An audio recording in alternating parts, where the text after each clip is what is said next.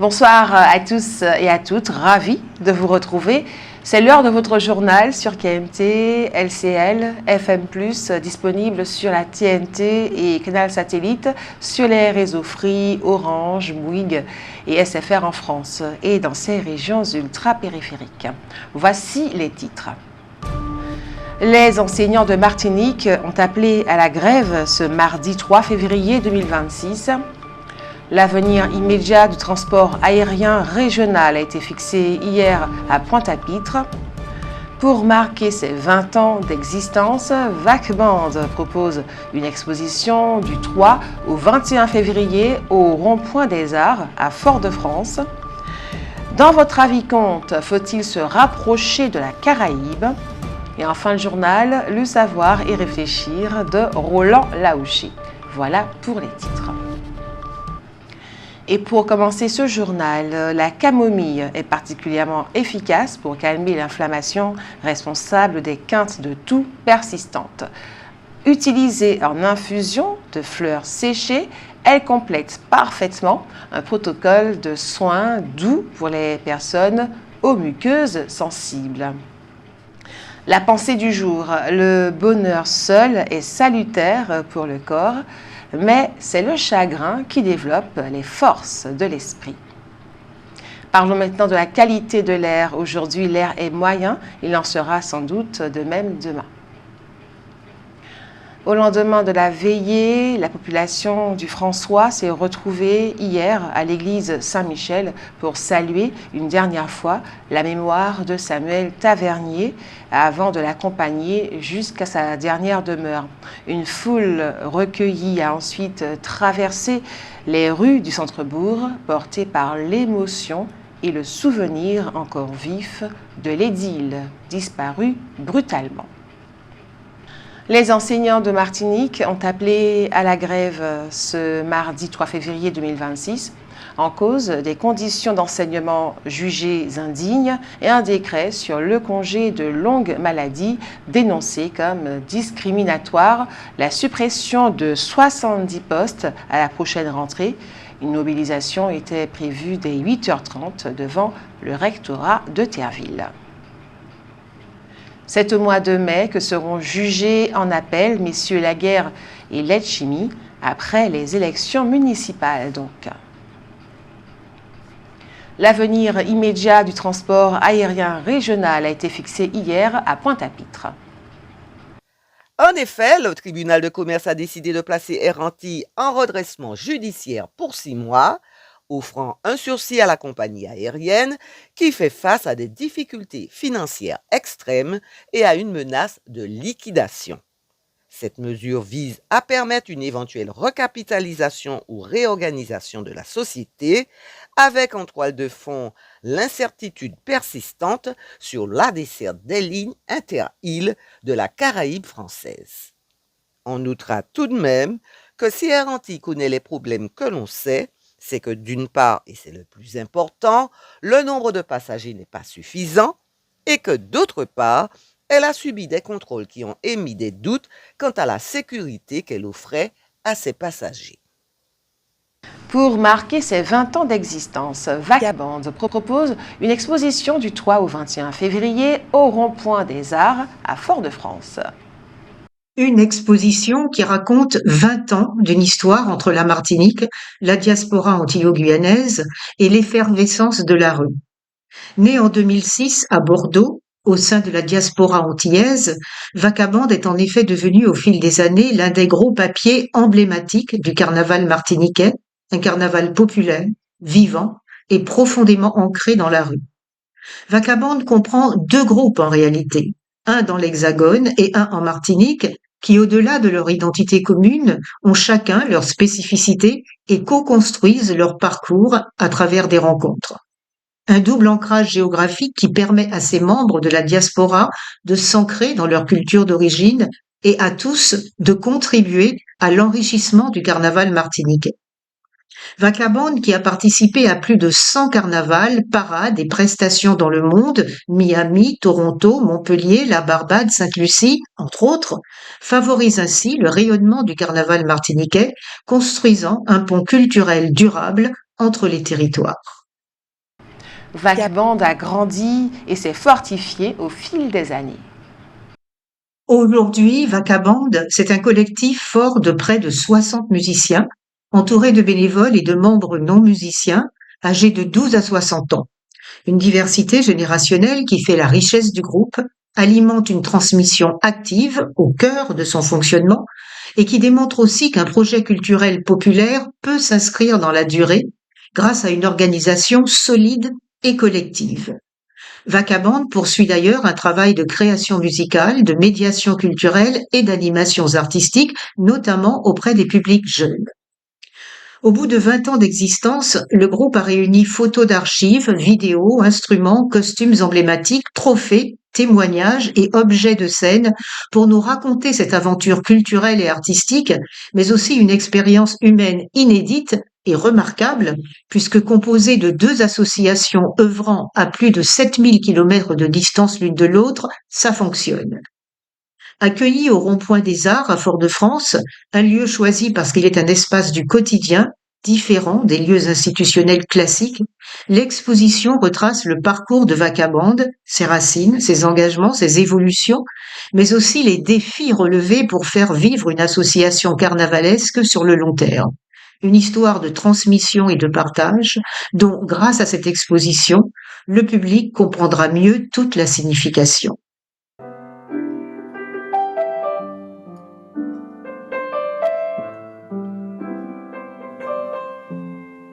Et sous les sables qui mourent, qu'à coquet maman, c'est vagabond, c'est vagabond.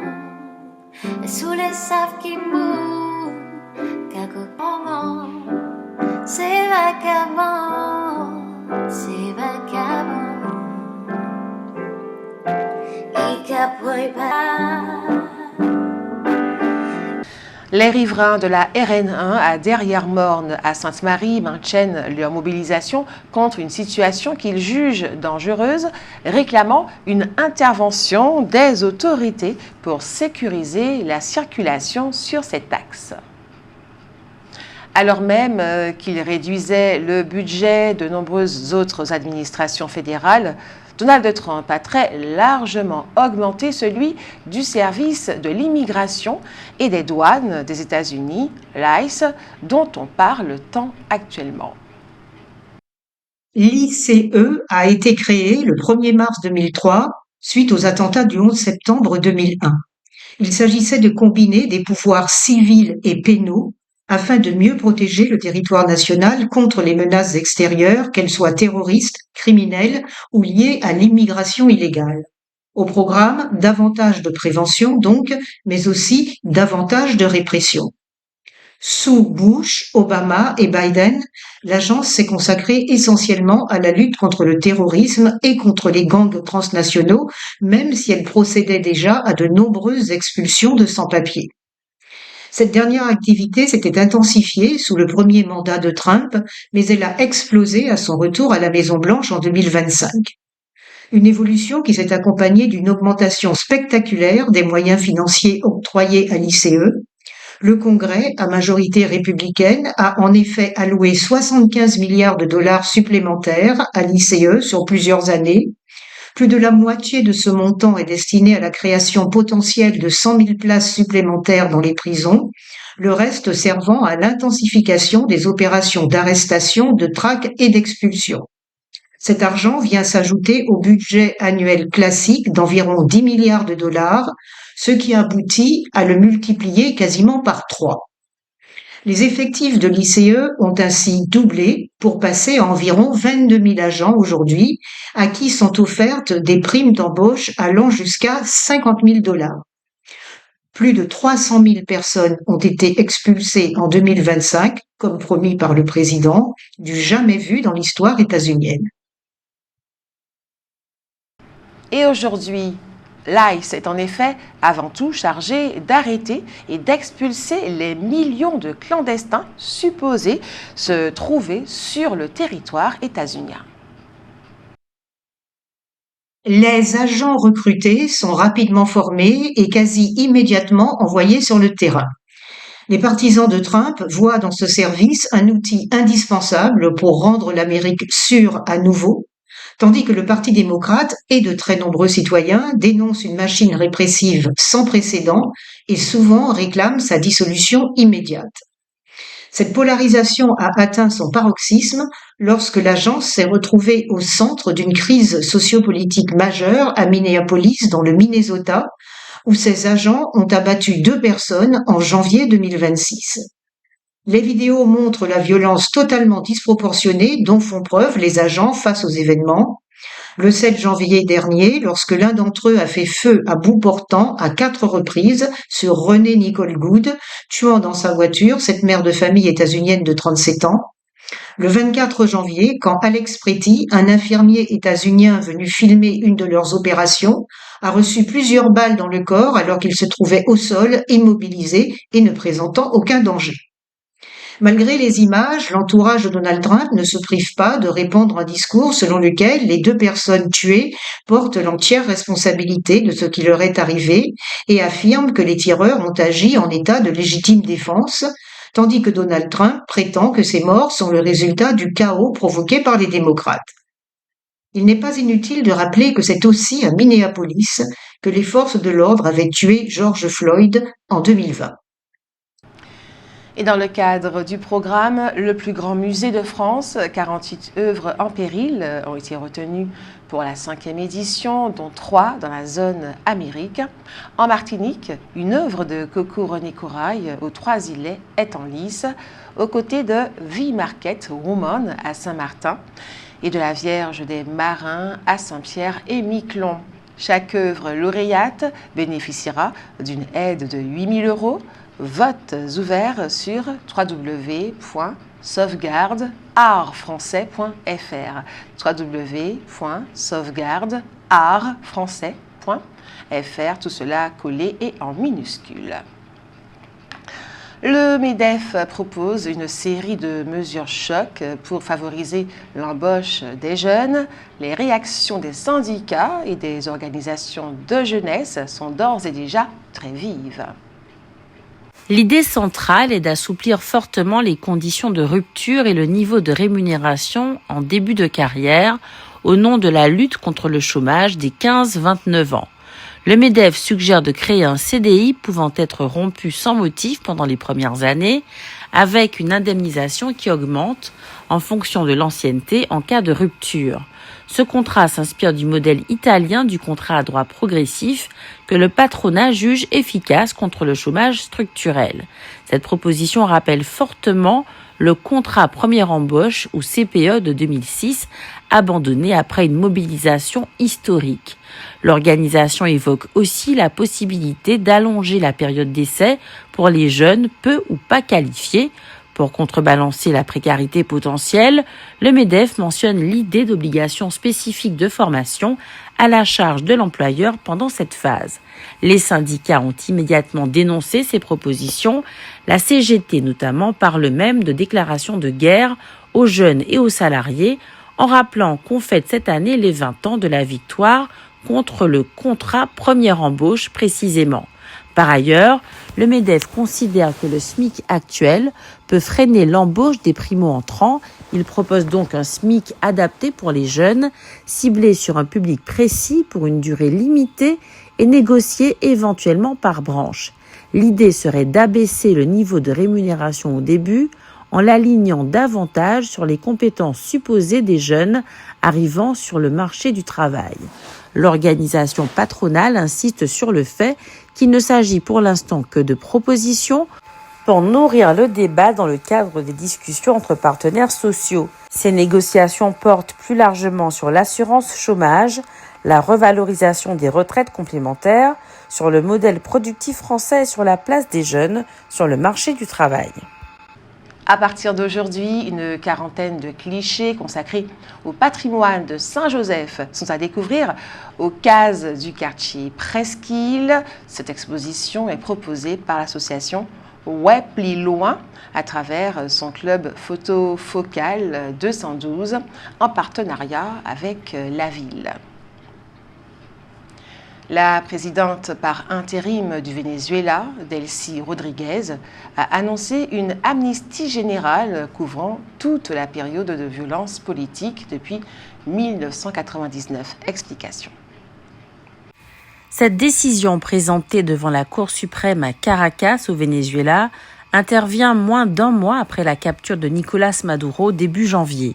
Le texte de loi doit encore être soumis à l'Assemblée nationale. Le pays compterait actuellement 711 prisonniers politiques, dont 65 étrangers. Delcy Rodriguez, la présidente par intérim du Venezuela, a déclaré la fermeture de la prison de l'Hélicoïde, tristement célèbre et accusée de pratiques de torture. L'édifice sera transformé en centre social, sportif, culturel et commercial, destiné aux forces de l'ordre et aux habitants des quartiers voisins. La chef de l'opposition et prix Nobel de la paix, Maria Corina Machado, a salué les libérations attendues, tout en estimant que cette annonce n'était pas un geste spontané du pouvoir. Selon elle, il s'agit d'une réaction directe à la pression exercée par les États-Unis qui avait exigé la libération des détenus politiques. Enfin, Delcy Rodriguez a promis de lancer une grande consultation nationale pour refonder le système judiciaire, souvent critiqué pour sa corruption et sa dépendance vis-à-vis de l'exécutif. Les frais bancaires poursuivent leur hausse en 2026 selon l'étude annuelle de la CLCV, Consommation, Logement, Cadre de vie, qui relève une augmentation moyenne de 3%, plus marquée dans les Outre-mer que dans l'Hexagone. Cartes bancaires, tenues de compte et retraits sont concernés, un écart de plus en plus pénalisant pour les clients ultramarins. Et vous avez sans plus attendre la parole, c'est l'heure de votre avis compte. Faut-il se rapprocher de la Caraïbe? Nous vous écoutons.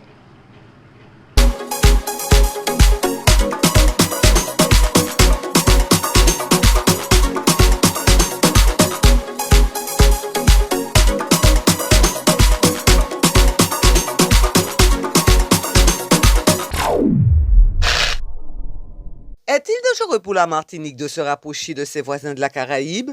Ben, il n'y a pas de dangerosité. Je trouve que c'est bien de pouvoir rencontrer les autres. Alors pour moi, c'est pas dangereux. Il faut coopérer entre nous, puisque nous sommes quand même des Caribéens. Hein. Nous sommes frères, hein. Il faut connaître les cultures des autres, coopérer pour aller dans d'autres pays, enfin dans les pays de la Caraïbe, hein, pour s'entendre aussi. Parce que c'est vrai qu'on nous a quand même assez isolés entre nous pour qu'on puisse se faire la guerre, alors que nous sommes frères, si on veut bien. Nous sommes, voilà. Non, c'est bien accordé. Je pense que non. Pas de problème.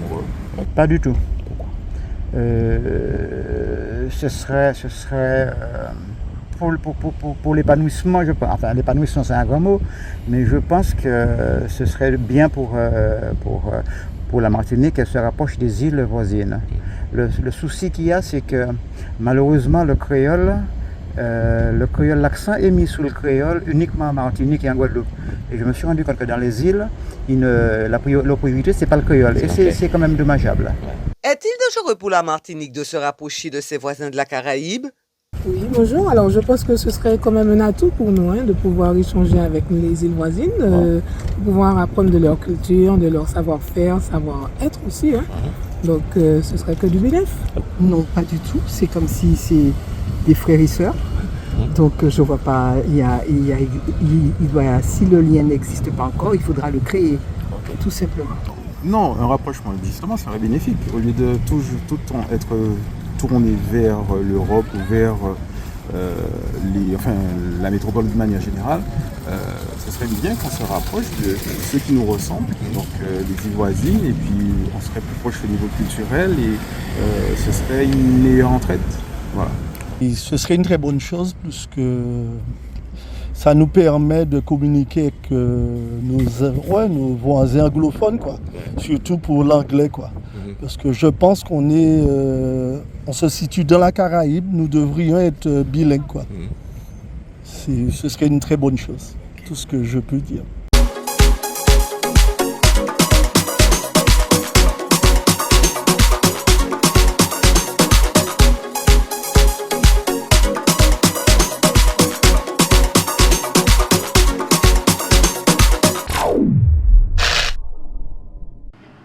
Un grand merci à ceux et celles qui ont répondu à notre question ce soir.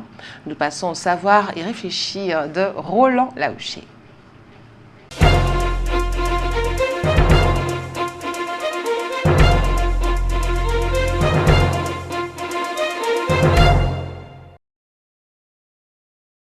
C'est donc, on le sait, à l'unanimité que les élus martiniquais ont choisi de se diriger vers l'autonomie.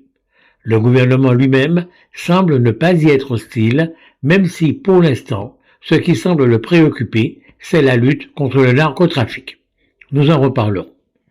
Le débat sur l'autonomie reste malgré tout présent sur notre scène politique. Il nous semble donc intéressant de nous livrer à ce propos un texte de Jean-Marie Nolle, cet économiste européen qui a le courage d'écrire. Nous allions dire qu'à la décence d'écrire, car à quoi cela sert-il d'avoir de brillants économistes dont la seule activité semble être de se taire? Eux, ils sont indécents. Écoutons donc M. Nolle. Une série d'articles du New York Times publiés récemment remet en lumière la tragique histoire de l'indépendance d'Haïti et la dette que ce pays a dû payer à la France au XIXe siècle. Après plusieurs mois d'analyse d'archives, le journal américain a estimé que les paiements versés à compter de 1825 par la première République noire de l'histoire pour indemniser les anciens colons esclavagistes ont coûté au développement économique d'Haïti entre 21 et 115 milliards de dollars de pertes sur 2 siècles, soit 1 à 8 fois le produit intérieur brut du pays en 2020. Comme l'État français, la banque à laquelle Haïti s'est adressée a sciemment privé ce pays des moyens d'investir dans l'éducation, la santé et les infrastructures porteuses de développement et de s'insérer ainsi dans l'économie mondiale. Le résultat de ce désastre financier, imputable à une mainmise de type capitaliste et néocolonial, est sans appel. Haïti est aujourd'hui l'un des pays les moins développés au monde, avec un taux de chômage variant de 50 à 80%. Sur une population estimée à 10 085 000 habitants, 80% des personnes vivent sous le seuil de pauvreté et 44% sous le seuil de pauvreté extrême. La leçon à tirer de cette histoire tragique est la prédominance des faits économiques sur l'action politique. Le rapport de force est un piège qui produit dans les relations internationales une escalade de violence, qu'elle soit de nature morale, économique ou militaire, fortement toxique et destructive, car dès qu'elle vous aspire, elle vous prive de discernement. Il se caractérise par une relation dominant-dominé et se résume à une logique binaire, la loi du plus fort. C'est cette absence de discernement et la sous-estimation des rapports de force par Toussaint Louverture, mais surtout par Dessalines, qui ont plongé Haïti aujourd'hui dans le chaos extrême de la misère et de l'insécurité. La deuxième leçon est que le tout temps, le nerf du développement d'un pays passe obligatoirement par la maîtrise du secteur financier et bancaire. Or, les Martiniquais et les Guadeloupéens ne contrôlent plus aucune banque dans leur pays. Tous les leviers du pouvoir bancaire et financier sont localisés à Paris.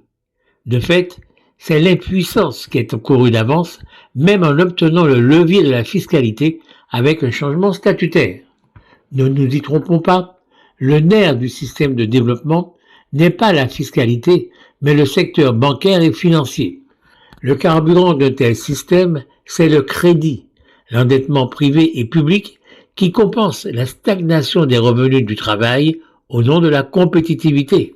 Le crédit qui permet de maintenir un niveau de consommation suffisant pour les entreprises et les ménages.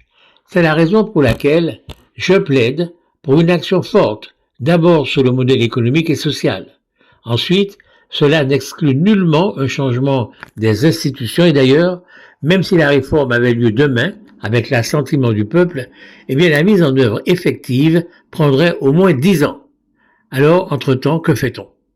De fait, mes divergences avec les tenants de l'autonomie portent pour l'essentiel sur la problématique de la temporalité. Oui, je réitère que le temps de la politique n'est pas celui de l'économie. Fin de citation.